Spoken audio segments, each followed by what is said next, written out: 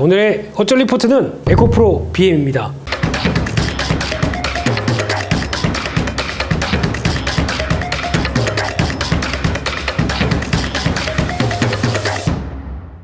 에코프로 BM 하게 되면은 참 역사가 깊은 종목 아닙니다. 저희가 2차 전지의 개화와 함께 국내 가장 큰 양극재 생산 기업. 2차 전지 하게 되면 양극재, 음극재, 분리막, 전해질, 뭐 거기다가 박, 쓰리박, 뭐 투박, 다 아시죠? 뭐 알루미늄 박, 동박 이런 것들도 감싸는 것들 이렇게 들어와 있고, 그 중에서 요즘 보게 되면 분리막 좀 잘 모르겠다. 유럽 메이커들이 좀 제대로 일을 못한다. 지금 분리막 별로 재미가 없고요. 전해질 가격 계속 떨어지고 있습니다. 별로 재미가 없다. 뭐 이런 쪽으로 나오는데, 그래도 여전히 NCM 계열 쪽에서는 양극재, 음극재가 대세가 되겠다는 관점 쪽에서 특히 음극재는 앞으로 지금까지는 흑연으로 많이 썼는데, 흑연, 천연 흑연 이쪽으로 많이 썼는데 이거 별로다. 실리콘 음극재로 가겠다.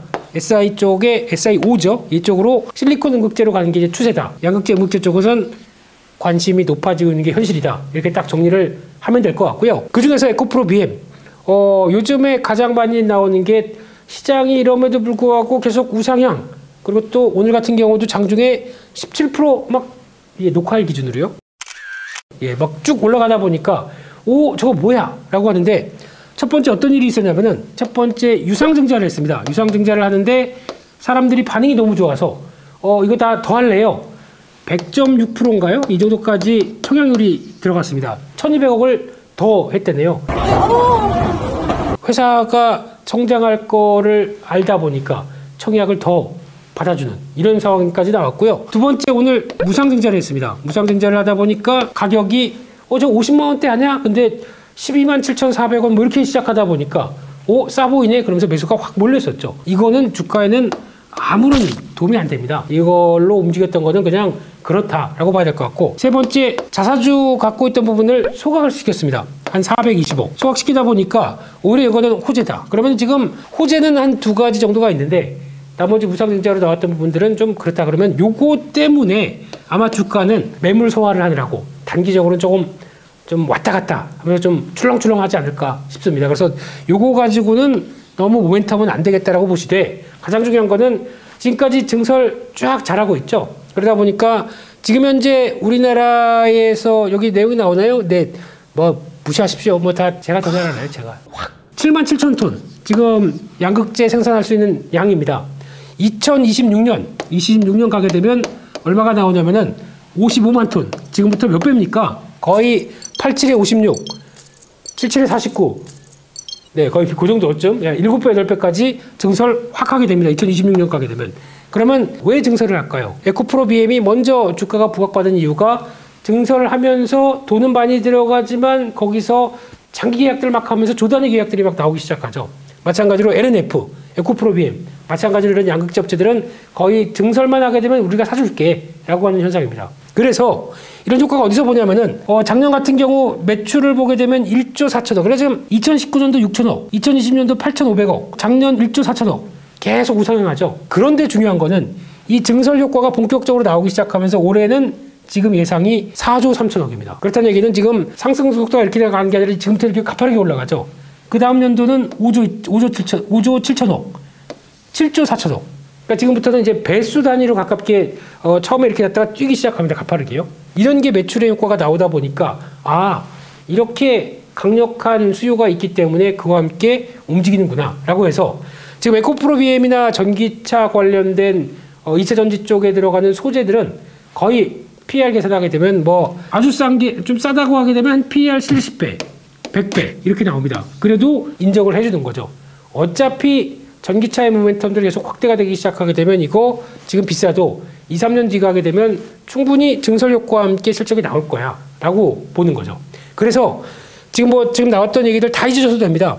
딱 하나만 기억하실 게 뭐냐면은, 고퍼에 사서 저퍼에 판다라는 얘기가 나옵니다. 지금 같은 경우 아직까지는 실적이 안 나오죠. 그러다 보니까 비싸다. 저거 비싼 거 저걸 어떻게 사? 라고 할지 몰라도, 이게 점진적으로 실적이 폭발적으로 성장을 하다 보니까 그때는 지금 현재 PER 100배짜리가 실적이 받쳐주다 보니까 한 2년, 2025년, 26년 몇 년 뒤에 가게 되면 이게 PER 25배짜리로 떨어지게 됩니다. 그때쯤 가게 되면은 와 이제 눈에 실적으로 보이는구나. 그러면 예전에 저렇게 비쌌던 평가받던 게 이 정도까지 떨어졌으면 앞으로 실적이 좋아질 것 같으니까 지금 사야지. 노노노. 예, 그때는 늦습니다. 지금 같은 때 접근하셨다가 실적이 확 나올 때 어느 정도 안정적으로 가고 그때 같은 경우는 어떤 현상이 나오냐면은 이때는 약간 규모의 경제가 되기 시작하면서 이 매출의 가파른 성장 속도가 이제 꺾이게 됩니다. 약간 꺾이고 돈도 많이 벌어요. 근데 주가는 영시원치가 않습니다. 옛날만큼 폭발적인 주가가 안 나옵니다. 그렇다는 얘기는 성장주 관점 쪽에서 기억해야 될 건 첫 번째, 저퍼, 그러니까 저 고픈 밸류에 사서 저퍼에 판다라고 하게 되면 지금이 양극재 쪽이다 소재 쪽은 계속 관심 있게 봐야 될 시기가 맞다. 중기적으로는 계속 관심 있게 보자라는 게 첫 번째인데 하지만 말씀드렸던 무상증자 때문에 좀 정신없이 움직일 가능성이 있습니다. 그렇기 때문에 이것 때문에 단기 매물이 좀 나온다. 제가 보기에는 여기서 또 같이 비교해야 될 게 중국 쪽에 CATL과 BYD 이쪽 주가가 올라가다 보니까 같이 올라간 측면들이 높습니다. 그래서 저쪽에 전기차 관련된 쪽 올라가다 보니까 우리나라에 상장된 차이나 2차 전지 ETF 관련된 쪽이 막 움직이고 거기서 주가가 한 2달 만에 50% 나고 하다 보니까 거기서 움직이는 경우들이 같이 있습니다. 그래서 요 회사들을 그대로 추세가 유지되는지 체크를 하시면서 그 다음부터는 에코프로비엠을 웬만하면 위로 사지 마세요.